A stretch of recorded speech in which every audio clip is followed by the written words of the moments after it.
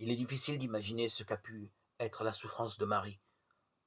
L'amour immense qu'elle portait à son fils était meurtri par la méchanceté des hommes, qui pourtant l'avaient loué précédemment. Bien sûr, elle savait qu'il était Dieu, mais il restait une maman pleine de tendresse pour ce fils qu'elle avait chéri de tout son cœur depuis son enfance. Elle l'avait guidé dans sa formation d'adulte. Ensuite, elle l'avait suivi pendant ces 3 années de prédication.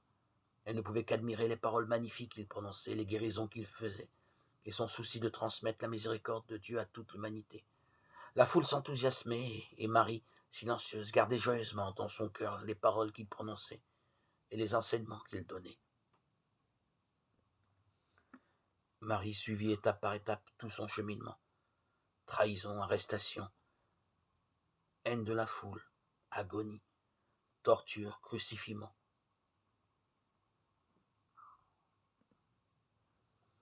Il nous est bien sûr difficile d'imaginer ce que fut la souffrance épouvantable de Marie, voyant son fils mutilé, abandonné de tous, lui qui n'était qu'amour, cloué sur une croix comme un malfaiteur.